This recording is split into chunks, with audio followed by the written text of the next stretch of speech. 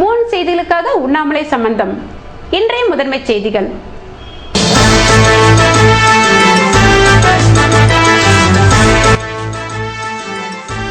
ரம்ஜான் பண்டிகை செவ்வாய்க்கிழமை கொண்டாட்டம். 30 நாள் நோம்பிற்கு பின்னர் சிறப்பு தொழுகை நடத்தி வாழ்த்து தெரிவித்த இஸ்லாமியர்கள்.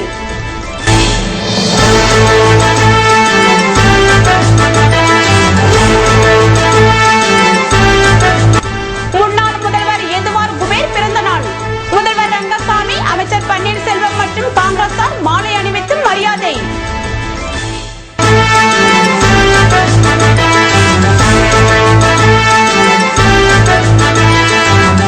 துறைமுக முகத்துவாரத்தில் உருவான மணல் திட்டினால் சேதமடைந்த படகு கடலில் மூழ்கியது. உயிருக்கு போராடிய மீனவர்கள் நள்ளிரவில் மீட்பு.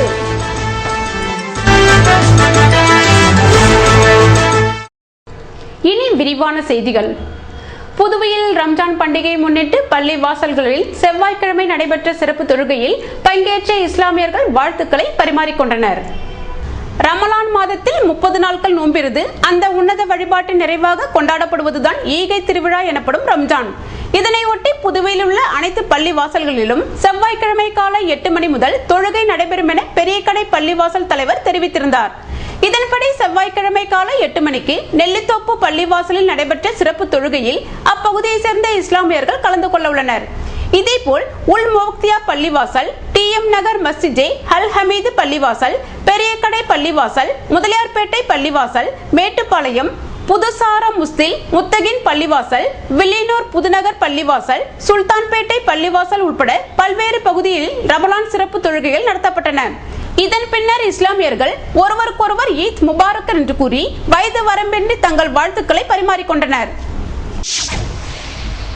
புதுவையின் முன்னாள் முதல்வர் குபேர் பிறந்த தினத்தையொட்டி அவரது சிலைக்கு முதல்வர் ரங்கசாமி, அமைச்சர் பன்னீர்செல்வம், காங்கிரஸ் தலைவர் ஆகியோர் மாலை அணிவித்து மரியாதை செலுத்தினர். புதுவை அரசு செய்தி மற்றும் விளம்பரத்துறை சார்பில் முன்னாள் முதல்வர் எதுவார் குபேர் பிறந்த தின விழா செவ்வாய்க்கிழமை கொண்டாடப்பட்டது. இதனை ஒட்டி காவல்துறை தலைமை அலுவலகம் அருகிலுள்ள அவரது உருவ சிலைக்கு முதல்வர் ரங்கசாமி, அமைச்சர் பன்னீர்செல்வம், சட்டமன்ற உறுப்பினர் நேரு ஆகியோர் மாலை அணிவித்து மரியாதை செலுத்தினர். இதேபோன்று காங்கிரஸ் சார்பில் காங்கிரஸ் தலைவர் சுப்பிரமணியன், புதுவை விடுதலை கால மக்கள் நற்பணி இயக்க தலைவர் சிவராஜ், முன்னாள் சட்டமன்ற உறுப்பினர் கங்காதரன் உட்பட பலர் கலந்து கொண்டு மாலை அணிவித்து மரியாதை செலுத்தினர். புதுவையில் படகு கவிழ்ந்து நடுக்கடலில் தத்தளித்த 4 மீனவர்களை கடலோர காவல் படையினர் மீட்டு கரைக்கு அழைத்து வந்தனர். புதுவை தேங்காய் திட்டு மீன்பிடி துறைமுகத்தில் இருந்து 200க்கும் மேற்பட்ட விசைப்படகுகளில் மீனவர்கள் கடலில் மீன்பிடித்து வருகின்றனர். துறைமுக முகத்துவாரம் கடந்த 8 மாதங்களாக தூர் வாராததால் கடந்த சில நாட்களாக படகுகள் முகத்துவாரத்தில் சிக்கி அடிக்கடி சேதமடைந்து வருகின்றன. இந்நிலையில் கடலூர் பெரிய குப்பத்தை சேர்ந்த தினேஷ், ராஜா, வெங்கடேஷ், குமரன் ஆகிய 4 மீனவர்கள் நேற்று பிற்பகல் 3 மணி அளவில் புதுவை தேங்காய் திட்டு துறைமுகத்தில் இருந்து விசைப்படகில் கடலுக்குள் சென்றனர். முகத்துவாரத்தில் ஆழம் இல்லாததால் படகு அதில் சிக்கி ஓட்டை விழுந்துள்ளது. ஆனால் இதனை மீனவர்கள் கவனிக்காமல் தொடர்ந்து கடலுக்கு மீன்பிடிக்க சென்றுள்ளனர். இரவு 8:30 மணி அளவில் 12 கடல் மைல் தூரத்தில் நடுக்கடலில் மீன்பிடித்துக் கொண்டிருந்த போது ஓட்டை வழியாக படகில் கடல் நீர் புகுந்தது. படகு முழுவதும் தண்ணீர் புகுந்த நிலையில் டீசல் கேன்களை பிடித்து கடலில் குதித்தனர். மேலும் கேன்களுடன் வலைகளை இணைத்து அதில் படுத்து தத்தளித்தனர். இதுகுறித்து இந்திய கடலோர காவல்படைக்கு தகவல் தெரிவித்தனர். இந்திய கடலோர காவல்படை அதிகாரி பாலு மற்றும் marine police inspector Maran, sub inspector Praveen ஆகியோர் 2 படகுகளில் சென்றனர். 2 மணி நேர தேடலுக்கு பிறகு மீனவர்கள் தத்தளித்த இடத்தை கண்டறிந்தனர். அவர்களை பத்திரமாக மீட்டு நள்ளிரவு 12:15 மணிக்கு கரைக்கு கொண்டு வந்தனர். ஓட்டை விழுந்த விசைப்படகை கயிறு கட்டி இழுக்க முயன்ற முடியாததால் அது கடலிலேயே மூழ்கியது. அரியூர் இந்தோச்சா பள்ளியில் நடைபெற்ற மத நல்லிணக்க நாள் நிகழ்ச்சியில் மாணவ மாணவியருக்கு புத்தாக்க பயிற்சி கையேடுகள் வழங்கப்பட்டன. அரியூர் இந்தோச்சா மேல்நிலைப் பள்ளியில் நாட்டு நலப்பணி திட்டத்தின் சார்பாக மத நல்லிணக்க நாள் கொண்டாடப்பட்டது. இந்நிகழ்ச்சியில் பள்ளியின் திட்ட அலுவலர் அருள்மூர்த்தி வரவேற்புரை ஆற்றினார். பள்ளி முதல்வர் கிளாரா தலைமை உரையாற்றினார். மாநில நாட்டு நலப்பணி திட்ட ஒருங்கிணைப்பாளர் விரிவுரையாளர் பூபதி சிறப்புரை ஆற்றினார். ஆசிரியர் குலசேகரன் வாழ்த்துரை வழங்கினார். நிகழ்ச்சியில் 100 மாணவ மாணவிகள் கலந்து கொண்டனர். மாணவர்களுக்கு புத்தாக்க பயிற்சி கையேடு வழங்கப்பட்டது. பள்ளி வளாகத்தில் மரக்கன்றுகள் நடப்பட்டன. புதுவை அருகே உள்ள லிங்காரெட்டிப்பாளையம் முத்துமாரியம்மன் கோவிலில் நடைபெற்ற சடல் உற்சவத்தில் பக்தர்கள் கலந்து கொண்டனர். விழுப்புரம் வட்டம் கெங்காராம்பாளையம் மதுரை லிங்காரெட்டிப்பாளையத்தில் அமைந்துள்ள முத்துமாரியம்மன் கோவிலில் சடல் உற்சவத்தை முன்னிட்டு அம்மனுக்கு அபிஷேக ஆராதனை, சாகை வார்த்தல், பொங்கல் வைத்து படைத்தல் போன்றவை நடைபெற்றன.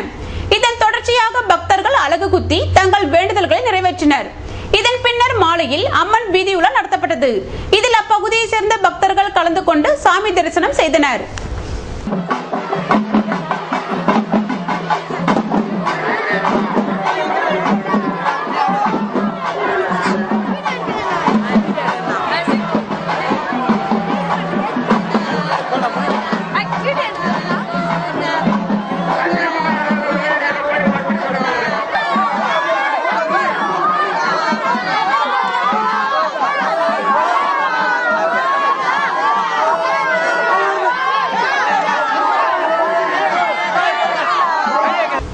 இதேபோன்று வில்லியனூர் மூர்த்தி நகரில் அமைந்திருக்கும் ஓம் சக்தி மாரியம்மன் கோவில் 44ஆம் ஆண்டு உற்சவத்தை முன்னிட்டு செவ்வாய்க்கிழமை சங்கராபரணி ஆற்றிலிருந்து கரகம் ஜோடித்து ஊர்வலமாக வந்து பார்சாகை வார்த்தல் நடத்தப்பட்டது. இதனைத் தொடர்ந்து இரவில் அம்மன் வீதியுலா நடந்தேறியது. இதில் மூர்த்தி நகர் மற்றும் அப்பகுதி மக்கள் கலந்து கொண்டனர்.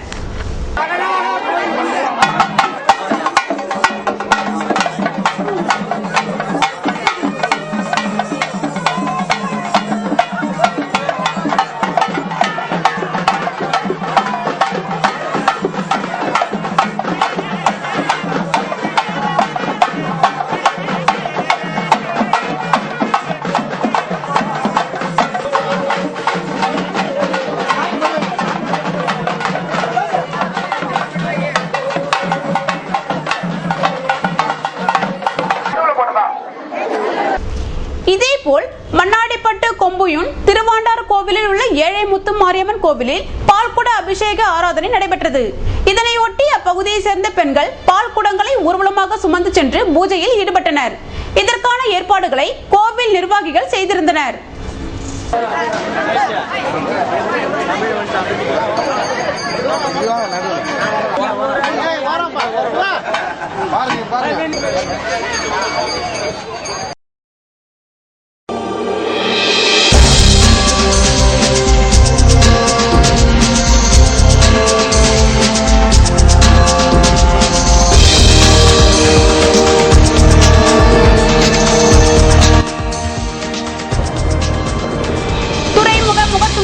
உருவான மணல் திட்டுக்களால் விசைப்படகுகள் தொடர் சேதம். போர்க்கால நடவடிக்கை எடுக்க வலியுறுத்தல்.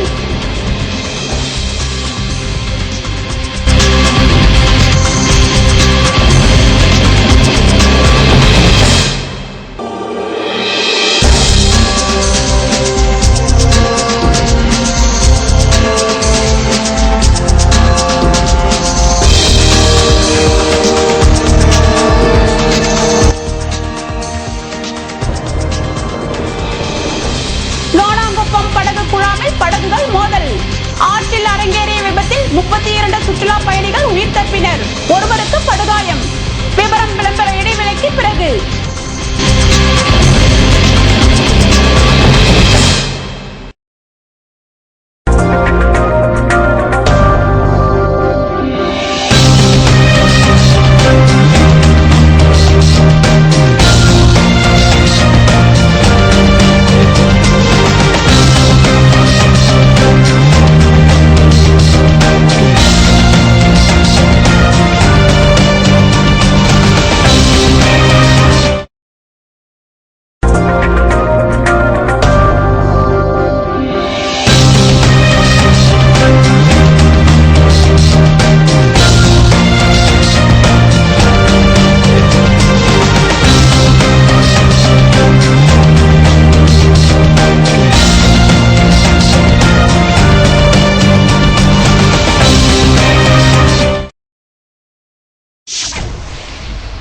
செய்திகள் தொடர்கின்றன.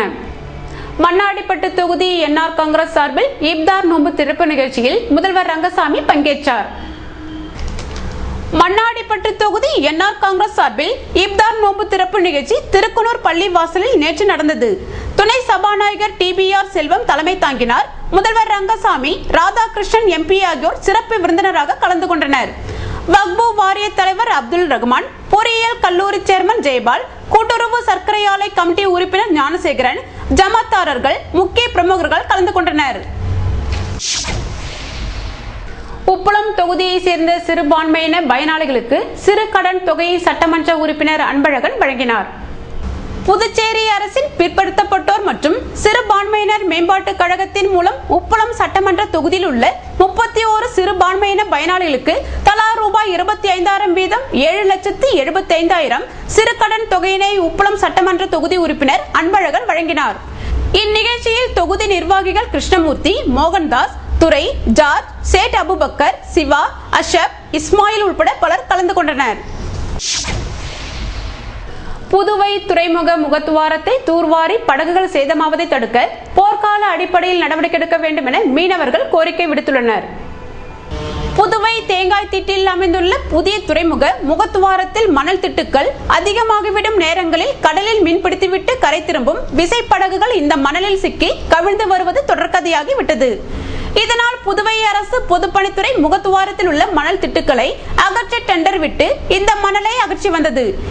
புதுவை தேங்காய் திட்டில் அமைந்துள்ள புதிய துறைமுக முகத்துவாரத்தில் மணல் திட்டுக்கள் அதிகமாகிவிடும் நேரங்களில் கடலில் மீன்பிடித்துவிட்டு கரை திரும்பும் விசைப்படகுகள் இந்த மணலில் சிக்கி கவிழ்ந்து வருவது தொடர்கதையாகி விட்டது.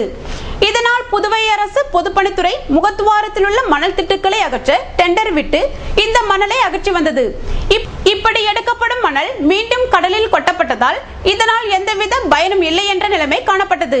அதுபோன்ற சூழ்நிலையில் துறைமுக முகத்துவாரத்தில் மணல் அல்ல டெண்டர் விடப்படவில்லை என்பதால் கடந்த சில மாதங்களில் மணல் திட்டு அதிகமாக பல விசைப்படகுகள் கடலில் கவிழ்ந்தும் பாறையில் மோதி விபத்துக்குள்ளாகி வருகின்றன. இதுகுறித்து மீன்வளத்துறை அதிகாரிகளிடம் பலமுறை முறையிட்ட போதிலும் எந்தவித நடவடிக்கையும் இல்லை என்பதால் மீனவர்கள் பல கட்ட போராட்டங்களை நடத்தி வருகின்றனர். இதுபோன்ற சூழலில் படகுகள் சேதமாவதை தடுக்க போர்க்கால அடிப்படையில் நடவடிக்கை எடுக்க வேண்டும் என மீனவர்கள் கோரிக்கை விடுத்துள்ளனர்.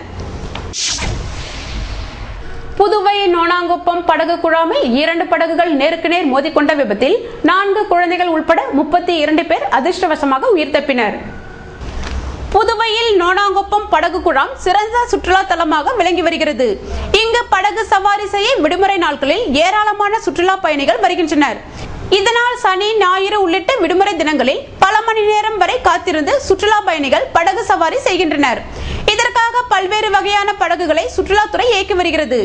இந்நிலையில் நேற்று முன்தினம் மாலை பாகூரை சேர்ந்த ராயல் டொமினிக் என்பவர் தனது குடும்பத்தினர் உறவினர்களுடன் நோனாங்குப்பம் படகு குழாமுக்கு படகு சவாரி செய்ய சென்றார். 30 பேர் சவாரி செய்யக்கூடிய படகில் ராயல் டொமினிக் குடும்பத்தினர் 4 குழந்தைகள் உட்பட 28 பேர் பயணம் செய்தனர். நடு ஆற்றில் படகு சென்று கொண்டிருந்த போது எதிரே 4 பேர் பயணம் செய்த படகு அதிவேகமாக வந்தது. அப்படகு டொமினிக் குடும்பத்தினர் பயணம் செய்த படகு மீது திடீரென பயங்கரமாக மோதியது. இதனால் ராயல் டொமினிக் குடும்பத்தினர் பயணம் செய்த படகு சேதமடைந்தது. இதனால் படகில் பயணம் செய்தவர்கள் அபாய குரல் எழுப்பினர். இதையடுத்து படகு குழாமில் இருந்து வேறொரு படகு உடனடியாக வரவழைக்கப்பட்டது. 2 படகுகளில் பயணம் செய்த பயணிகள் மீட்கப்பட்டு கரைக்கு கொண்டு வரப்பட்டனர். எனினும் இந்த விபத்தில் ராயல் டொமினிக்கின் உறவினரான பெங்களூரை சேர்ந்த மது என்ற பெண்ணுக்கு தலையில் பலத்த காயம் ஏற்பட்டது. அவருக்கு புதுவை அரசு மருத்துவமனையில் சிகிச்சை அளிக்கப்பட்டு வருகிறது. மேலும் படகில் பயணித்த 4 குழந்தைகள் உட்பட 32 சுற்றுலா பயணிகளும் லேசான காயத்துடன் அதிர்ஷ்டவசமாக உயிர் தப்பினர். புதுவையில் பன்னாட்டு லயன்ஸ் சங்க ஆரோசிட்டி நிர்வாகிகள் பதவியேற்றுக் கொண்டனர். Lions Club of MJF Pondicherry Aurocity வட்டாரம் 2 2014-2015 ஆண்டிற்கான புதிய நிர்வாகிகள் பதவியேற்பு மற்றும் புதிய உறுப்பினர்கள் அறிமுக விழா அண்ணாமலை ஹோட்டலில் நடைபெற்றது. இதில் புதிய தலைவராக குரல், செயலாளராக சதீஷ்குமார், பொருளாளராக ஜானகிராமன் மற்றும் நிர்வாகிகள் பதவியேற்றனர். இதேபோல் சேவை பணிக்கான புதிய நிர்வாகிகள் பொறுப்பேற்கும் விழாவிற்கு ஜனார்தனன் தலைமை தாங்க மாதவராஜு முன்னிலை வகித்தார். கணேஷ், முரளி, செல்வகாந்தி ஆகியோர் வாழ்த்துரை வழங்க முன்னாள் கல்வி அமைச்சர் SP சிவகுமார் சிறப்பு விருந்தினராக பங்கேற்றார். இந்நிகழ்ச்சியில் லயன்ஸ் சங்கம் மாநில நிர்வாகிகள் மற்றும் உறுப்பினர்கள் கலந்து கொண்டனர்.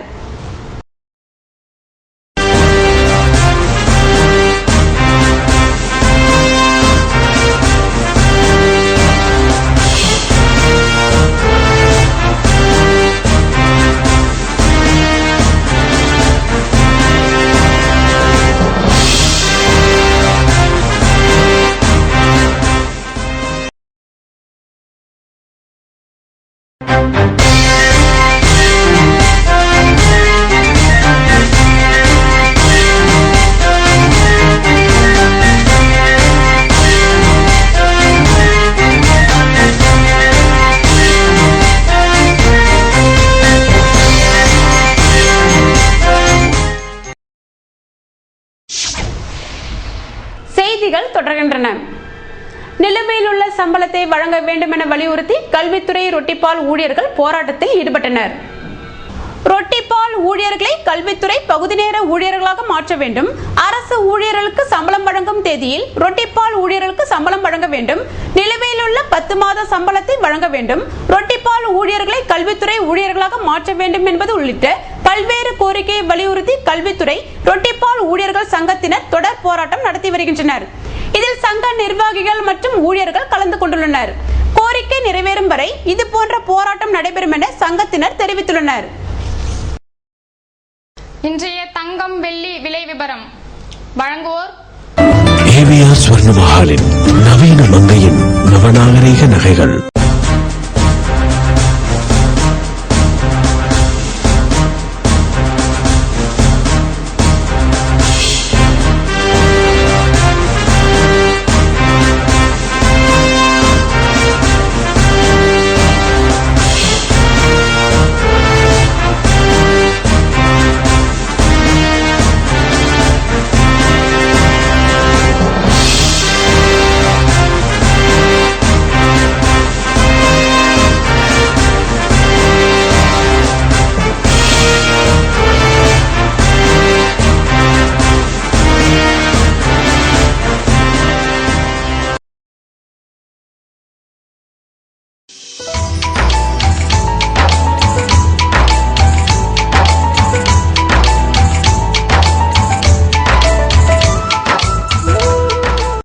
புதுவையில் இன்றைய வெப்பநிலை அதிகபட்சமாக 30 டிகிரி செல்சியஸாக பதிவானது. நாளைய வானிலை 31 டிகிரி செல்சியஸாக காணப்படுவதுடன் வானம் மேகமூட்டத்துடன் தென்படும் என வானிலை மையம் தெரிவித்துள்ளது. புதுவை கடற்கரையிலிருந்து சுமார் 50 கிலோமீட்டர் தூரம் வரை இன்று 3 அடியாக காணப்பட்ட கடலலை உயரம் நாளை 2 அடியாக காணப்படும் என்றும் தென்மேற்கு திசையிலிருந்து 21 கிலோமீட்டர் வேகத்தில் காற்று வீசும் என்று சென்னை வானிலை மையம் தெரிவித்துள்ளது.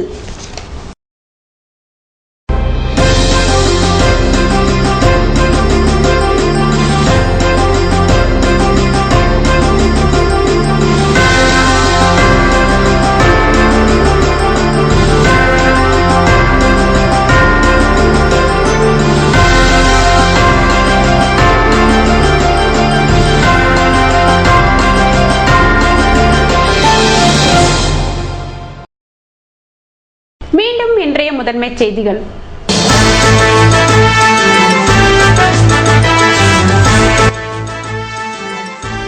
ரம்ஜான் பண்டிகை செவ்வாய்க்கிழமை கொண்டாட்டம். 30 நாள் நோம்பிற்கு பின்னர் சிறப்பு தொழுகை நடத்தி வாழ்த்து தெரிவித்த இஸ்லாமியர்கள்.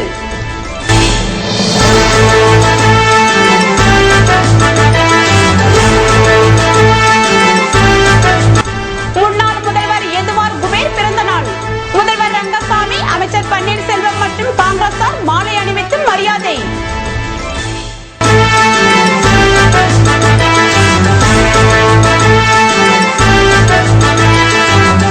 துறைமுக முகத்துவாரத்தில் உருவான மணல் திட்டினால் சேதமடைந்த படகு கடலில் மூழ்கியது. உயிருக்கு போராடிய மீனவர்கள் நள்ளிரவில் மீட்பு.